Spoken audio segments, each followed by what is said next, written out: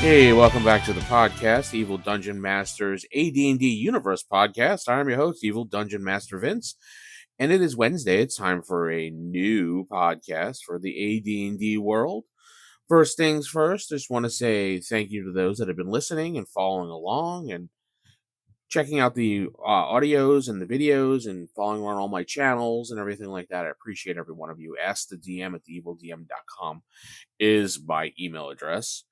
Theevildm.com is my website. Also, there is the Drive Through RPG Christmas in July sale right now on Drive Through RPG. Just wanted to drop that note for those out there that didn't realize it. It started a couple days ago. There's still 9 more days as of this recording where you can get about 30% off selected titles there. Everyone knows Drive Through RPG, so just go to drivethroughrpg.com and just look for the Christmas in July sale. That's all I wanted to say, just because I know people out there like to get discounts on their PDFs to try something out. I'm a book person myself, but sometimes I'll grab a PDF just to see, especially when it's on sale, 30% off. So I don't work for them. I just wanted to drop that note. Anyway, today's topic is going to be about the Efreeti. We're going to the monster manual.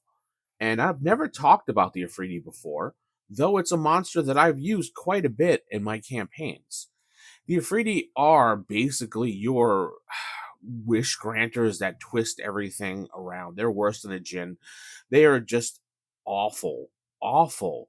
So let's go over it real quick, and then we'll talk about different ways that we can. So very rare, number of appearing 1, armor class 2, 9 or /24 movement, hit dice of 10. They don't have a layer percentage because they're never really in the layer. Number of attacks 1, damage is 3 to 24. Let's see here. Below special attacks, magic resistance standard. They are neutral, though they tend towards lawful evil. So I would never put these creatures as neutral. They are not neutral whatsoever. They are lawful evil creatures. They hold letter to the law, or law to the letter. I forget how the phrase goes. The Efreeti are creatures of the elemental fire plane, just as the djinn come from the plane of air. They are enemies of the djinn and will always attack when they encounter them. An Efreeti can be forced for a maximum of 1,001 days, or by causing it to fulfill 3 wishes. They are not willing servants, and they will seek to pervert the intent of their masters by adhering to the letter of commands. Efreeti is able to do the following once per day: grant up to 3 wishes and go free. Become invisible, assume gaseous form, detect magic, enlarge, polymorph self, create an illusion, both visual and audio components which will last without concentration until magic dispelled or touched. Create a wall of fire. And Efreeti can also produce flames and cause pyrotechnics, blah blah blah.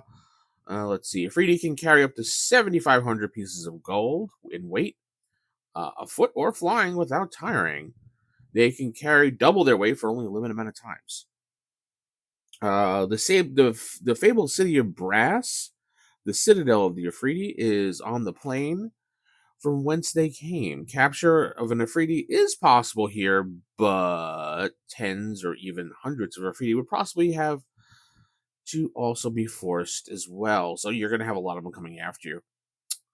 Efreeti are infamous for this dislike of servitude, their desire for revenge, their cruel nature, and their ability to mislead.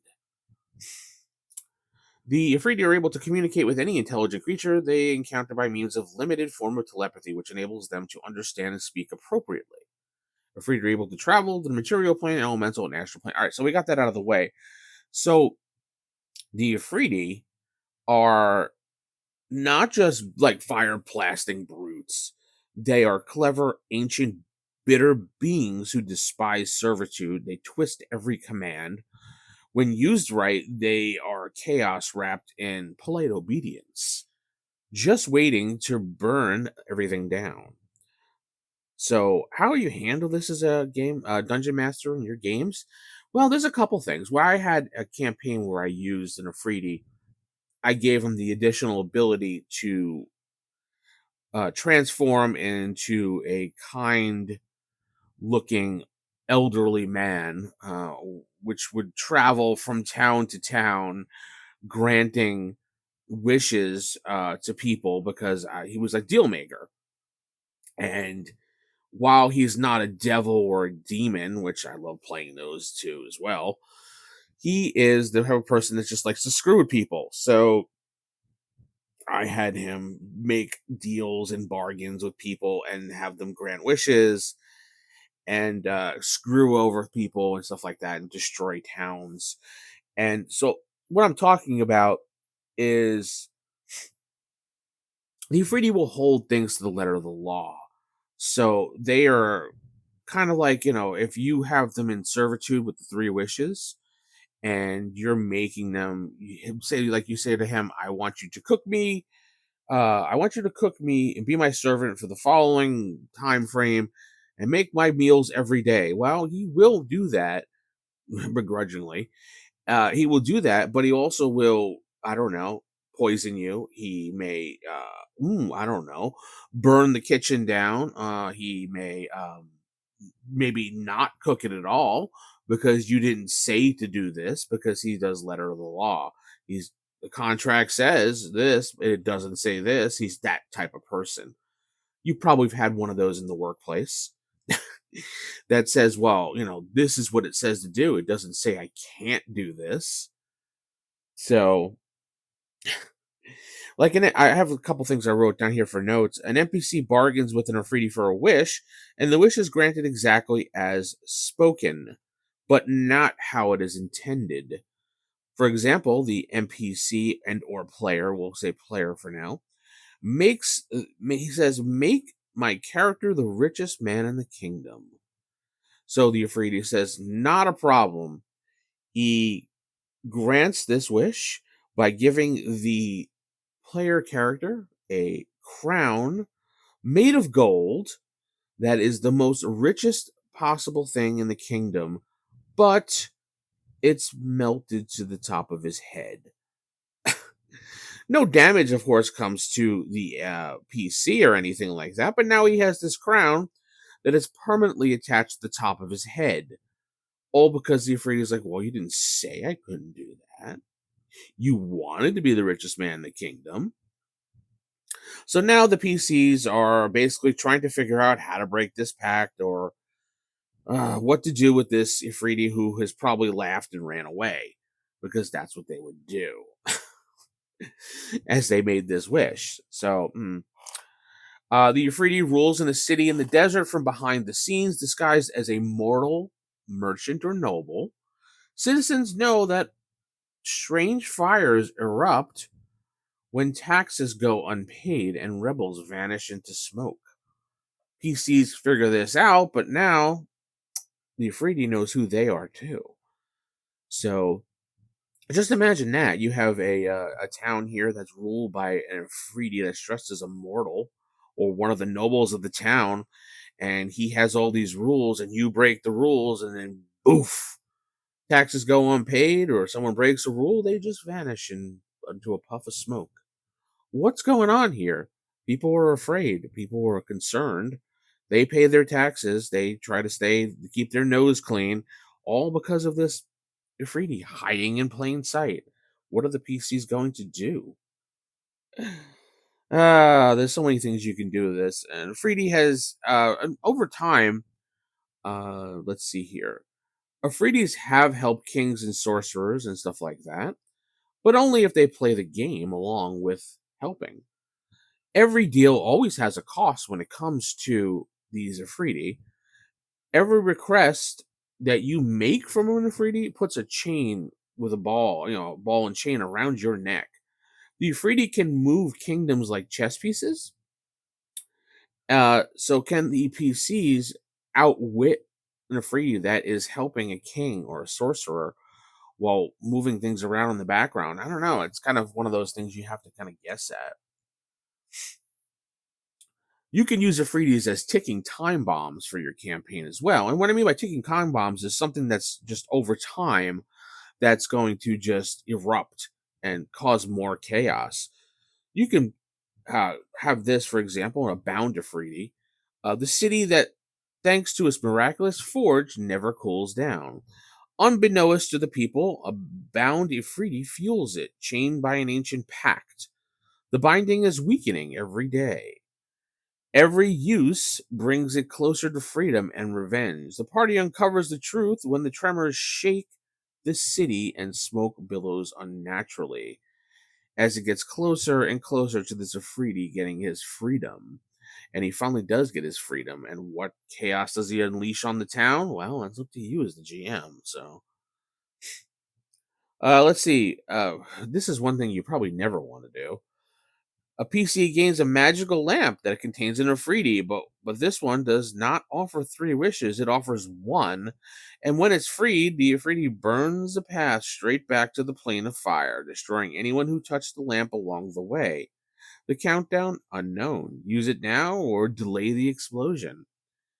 There's nothing that says when you use if you have a magic lamp, for example, where a Jinn or an Efreeti might be hiding inside, waiting, and you do the traditional rub the lamp, and out comes the Jinn or the Efreeti, and they are able to grant you wishes for quote unquote freeing them. Uh, you don't have to use the wishes. You can just say, "Yeah, I'm not going to use the wishes." And while that'll probably piss off the Efreeti, there's nothing much he could really do to you because he is now not in servitude, but he's got 1,001 days before he can break free and, well, probably kill you. Because if you don't use those wishes, he's going to get rid of you eventually. So, as a DM, if I offered a magical lamp with an Efreeti in it or a Jinn, for example, will my characters use these wishes? Probably. I think my PCs in my game, they would use some of them, but they know me, so they probably may not use all of them. Problem with the not using all of them, and when it comes to your campaign, is now the Efreeti or the Jinn is going to be friggin' annoying. Now, nothing says he can't attack you or do harm to you, but there's nothing that says he can not do harm to those around you or your situation. I could just imagine you have this magical lamp in your campaign, and your player characters are like, "Well, I know my DM. He's gonna screw me over. I'm not gonna use my wishes." And this, they 1,001. They probably won't know about the 1,001 days, but they'll know that the Jinn can't or the Efreeti can't do anything to them. So I could just see it, like, in the middle of an important negotiation, the Efreeti comes out, pops up behind him. What do you think? You want to use one of those wishes now? Huh? How about a wish? How about a wish? Or, like, think about that cartoon when we were kids, the Smurfs.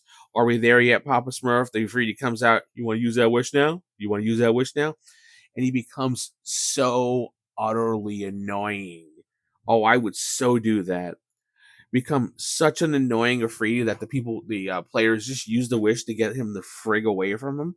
Oh, I would do that. Wouldn't you do that? Come on, tell me in the comments below, either on Spotify or on YouTube, how you would use the Efreeti. I know a lot of y'all out there have used this monster completely in your campaign. And we all know as time passes on, the more you don't use it and say no to him, the more pissed he's going to get.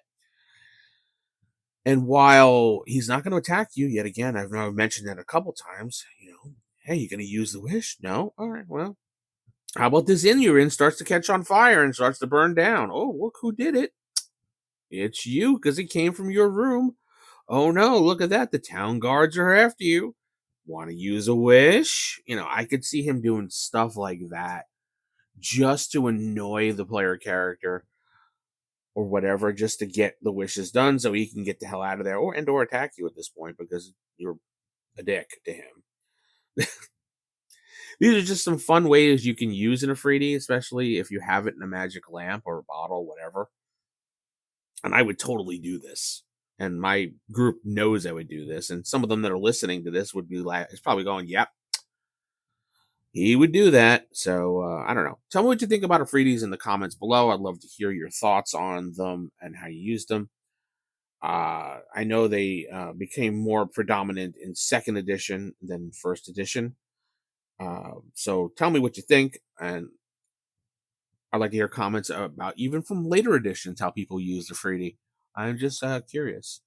Anyway, you can check out things on my channel, the youtube.com/the evil DM. You can also go to my solo quests. I have all the links at the top of my YouTube channel. My side quests where I'm playing video games if people want to see that because they didn't want it on the normal channel. Patreon.com/the evil DM where you can support me. Um, buymeacoffee.com/the evil DMs where you can also support me as well. With that said, I'm going to head out. Keep it original, keep it old school. Good night, and God bless everybody.